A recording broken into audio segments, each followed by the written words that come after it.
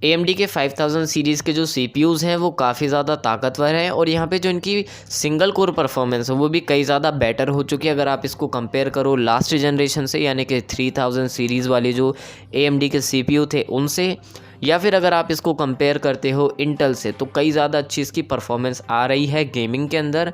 और multi core performance में तो AMD इंटेल से पहले ही आगे था, लेकिन अब जो इंटेल है वो गेमिंग में भी AMD से पीछे हो चुका है। लेकिन 5000 सीरीज़ के CPUs के साथ में कुछ ना कुछ कन्फ्यूज़न भी है लोगों को, जैसे कि Ryzen 5 5600X जो कि 5000 सीरीज़ का है, और Ryzen 7 3700X जो कि 3000 सीरीज़ का CPU है।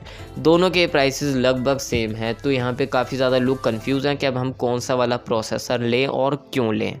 और कुछ ना कुछ इश्यूज़ भी हैं जो कि आप लोग अभी फेस कर रहे हो, और हो सकता है आप काफ़ी लंबे टाइम तक उसको फेस करने वाले हो, तो उस चीज़ के बारे में भी हम लोग बात करने वाले हैं। तो अगर आप लोग आए हो चैनल पर पहली बार तो कर दो चैनल को सब्सक्राइब, साथ ही में दबा दो बेल आइकन को, ताकि जैसे ही मैं कोई भी वीडियो अपलोड करूँ आपको उसका नोटिफिकेशन मिल जाए। तो अब हम चलते हैं वीडियो की तरफ।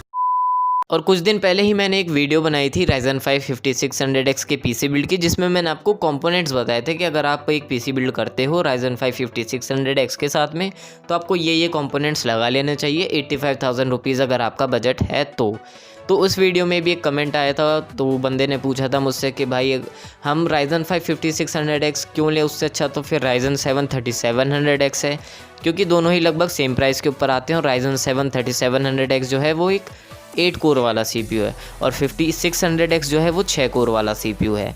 तो काफ़ी लोग इस चीज़ में कंफ्यूज हैं कि हम सेम प्राइस पे 6 कोर वाला CPU क्यों लें, जबकि हमें 8 कोर वाला CPU भी मिल रहा है उस प्राइस के ऊपर। तो सबसे पहले बात कर लेते हैं दोनों ही CPU के स्पेसिफिकेशंस के बारे में। जो Ryzen 5 5600X है वो आता है 6 कोर और 12 थ्रेड के साथ में। Zen 3 आर्किटेक्चर के ऊपर ये वाला CPU बेस्ड है, और 3.7 गीगाहर्ट्ज़ की इसकी बेस क्लॉक स्पीड है, 4.6 गीगाहर्ट्ज़ इसकी मैक्सिमम बूस्ट क्लॉक स्पीड है, और आप इसको ओवरक्लॉक भी कर सकते हो। ये वाला प्रोसेसर भी 7 नैनोमीटर की प्रोसेस टेक्नोलॉजी पर बना हुआ है। 35 MB की यहाँ पे आपको कैच मेमोरी मिलती है, और 65 वाट की TDP देखने को मिल जाती है। और इस CPU के साथ में आपको स्टॉक कूलर भी मिलेगा, जो कि आपको Ryzen के 5000 सीरीज़ के हाई एंड वाले जो CPUs हैं उनके साथ में देखने को नहीं मिलने वाला है। और अब बात कर लेते हैं Ryzen 7 3700X के बारे में। ये वाला CPU Zen 2 आर्किटेक्चर के ऊपर बेस्ड है। यहाँ पे आपको मिलता है 8 कोर और 16 थ्रेड, 3.6 गीगाहर्ट्ज़ की इसकी बेस क्लॉक स्पीड है, और 4.4 गीगाहर्ट्ज़ इसकी बूस्ट क्लॉक स्पीड है। और इसको भी आप ओवरक्लॉक कर सकते हो क्योंकि दोनों ही CPU अनलॉक हैं। 36 MB की यहाँ पे आपको कैश मेमोरी मिलती है, और 65 वाट की TDP आपको देखने को मिल जाती है इस प्रोसेसर के साथ में। तो अगर हम स्पेसिफिकेशंस देखें तो दोनों में कुछ ज़्यादा खास डिफरेंस नहीं है। 2 कोर और 4 थ्रेड आपको ज़्यादा मिल जाते हैं 3700X में, और कुछ क्लॉक स्पीड आपको ज़्यादा मिल जाती है 5600X में। लेकिन यहाँ पे जो मेन डिफरेंस है वो है दोनों के आर्किटेक्चर में, जिसकी वजह से जो है 5600X सिंगल कोर परफॉर्मेंस में ज़्यादा आगे निकल जाता है। और अब बात कर लेते हैं किन लोगों को 5600X लेना चाहिए, किन लोगों को 3700X लेना चाहिए। तो अगर आप लोग गेमर हो, तो आप लोग अगर बिल्कुल भी कॉम्प्रोमाइज़ नहीं चाहते हो कि मुझे 10-15 FPS भी कम मिलें, तो आप लोग डेफिनेटली कंसीडर करो Ryzen 5 5600X को, क्योंकि इसकी जो सिंगल कोर परफॉर्मेंस है वो बहुत ही ज़्यादा अच्छी है। इंटेल के i9 10900K को इसने टक्कर दी है, और कुछ FPS से ये बीट भी कर चुका है i9 10900K को। तो काफ़ी ज़्यादा अच्छा CPU है गेमिंग के लिए। और साथ ही में AMD जो है उसने एक फ़ीचर को इंट्रोड्यूस करवाया है इसी साल, जिसका नाम है स्मार्ट एक्सेस मेमोरी। तो अगर आप लोगों के पास में एक 5000 सीरीज़ का CPU है और आप इसके साथ में पेयर करते हो RDNA 2 वाले ग्राफिक्स कार्ड जो कि AMD के आने वाले हैं, जैसे कि 6800, 6800 XT, 6900 XT, तो आप 5000 सीरीज़ का CPU ले रहे हो, RDNA 2 वाले ग्राफिक कार्ड ले रहे हो। अगर आपने इन दोनों का कॉम्बिनेशन बनाया तो आपको जो परफॉर्मेंस है वो और ज़्यादा अच्छी मिलने वाली है। लगभग आपको 11% तक का भी डिफरेंस जो है वो देखने को मिलने वाला है। मतलब आपको 11% तक परफॉर्मेंस में और बूस्ट मिलेगा। तो सीधी सी बात है, Ryzen 5 5600X आपको बहुत ही अच्छी वाली गेमिंग करवा सकता है।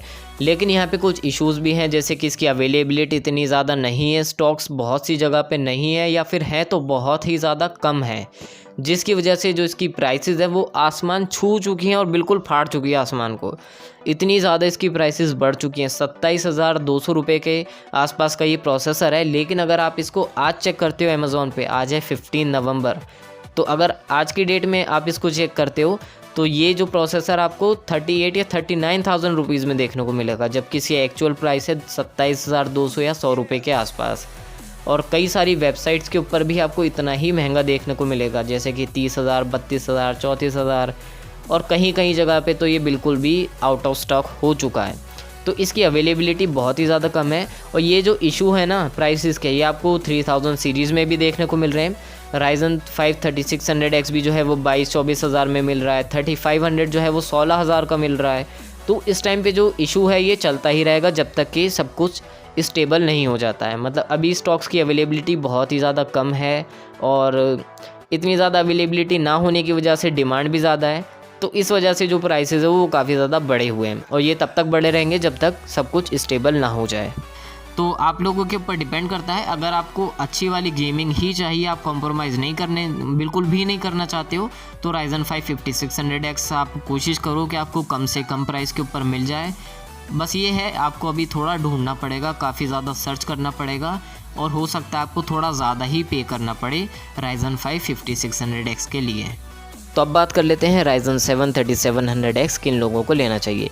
तो अगर आप लोग थोड़ा फ्यूचर प्रूफिंग के बारे में सोच रहे हो और अगर आप ऐसा सोचते हो कि मैंने बस एक बार पीसी बिल्ड कर लिया है तो 5 या 6 साल तक मुझे उसके अंदर कुछ भी अपग्रेड ना करना पड़े, उसको दोबारा से पीसी को खोलना ही ना पड़े। मतलब अगर खोल भी रहे हैं तो उसे रैम अपग्रेड कर रहे हैं या फिर ग्राफिक कार्ड या फिर स्टोरेज, उसके अलावा कुछ अपग्रेड नहीं करना है, तो आप लोग Ryzen 7 3700X को कंसीडर कर सकते हो, क्योंकि इसमें आपको मिलते हैं 8 कोर्स। और आजकल के जो गेम्स हैं, जो अभी के गेम्स हैं, वो 6 कोर को कंज्यूम करने लग गए हैं। यानी ऐसे बहुत ही कम गेम्स हैं ऐसे अभी जो कि 6 कोर को कंज्यूम करने लग गए हैं। अब धीरे धीरे ये जो चीज़ है वो बढ़ने वाली है, तो आगे चल के गेम्स होने वाले हैं जो कि 6 कोर को कंज्यूम बहुत आराम से करेंगे और उसके बाद भी ऐसे गेम्स आएंगे जो कि 8 कोर्स को भी कंज्यूम करने लग जाएंगे। तो तब तक वो टाइम आने में लगभग आपका 5 या 6 साल तो लग ही जाएगा। तो अगर आप अभी एक 8 कोर वाला CPU लेते हो तो आप उसे आराम से 5-6 साल तक चला सकते हो। तो अगर आपका बजट 30,000 से कम है तो 3700X आप कंसीडर करो। अगर उससे ज़्यादा है तो आप लोग 5800X को कंसीडर कर सकते हो जैसे ही वो अवेलेबल हो जाते हैं। और परफॉर्मेंस की बात करें इसकी, तो गेमिंग में आपको 5600X से थोड़े FPS जो हैं ये कम देता है, लेकिन ये वाला जो डिफरेंस है ना, जो FPS का आपको डिफरेंस मिलता है, ये और भी ज़्यादा कम हो जाता है जब आप 2K पर और 4K पर गेमिंग करते हो। यानी अगर आप 2K पर गेमिंग करने लगो तो आपको बहुत ही कम डिफरेंस मिलेगा FPS में 5600X में और 3700X में, और आप 4K पे जाओगे तो आपको बहुत ही ज़्यादा कम डिफरेंस मिलेगा।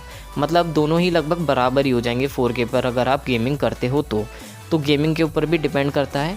और अगर आप लोग ऐसे सॉफ्टवेयर चलाने वाले हो जैसे कि माया हो गया, 3D Max हो गया, इलस्ट्रेटर हो गया, वीडियो एडिटिंग हो गई अच्छे लेवल की, तो इन सब के लिए आपको ज़्यादा कोर्स की ज़रूरत पड़ती है। तो आप लोग Ryzen 7 3700X को कंसीडर तब कर सकते हो जब आपको प्रोडक्टिविटी वाले काम ज़्यादा करने हैं और आपको फ्यूचर प्रूफिंग देखनी है। तो आई होप आप लोगों को ये वीडियो समझ में आई होगी, और अगर आपको अभी भी कुछ डाउट्स हैं तो आप लोग कमेंट करके पूछ सकते हो। तो बस आज की वीडियो में इतना ही। अगर आप लोगों को ये वीडियो अच्छी लगी है तो इसे लाइक ज़रूर कर देना, और अगर आप लोग आए हो चैनल पर पहली बार तो चैनल को सब्सक्राइब ज़रूर करना और बेल आइकन को भी ज़रूर दबाना, ताकि जैसे ही मैं कोई भी वीडियो अपलोड करता हूँ आपको उसका नोटिफिकेशन जल्दी से जल्दी मिल जाएगा। तो अब हम मिलते हैं अपनी नेक्स्ट वीडियो के अंदर, तब तक के लिए स्टे ऑसम, गुड बाय।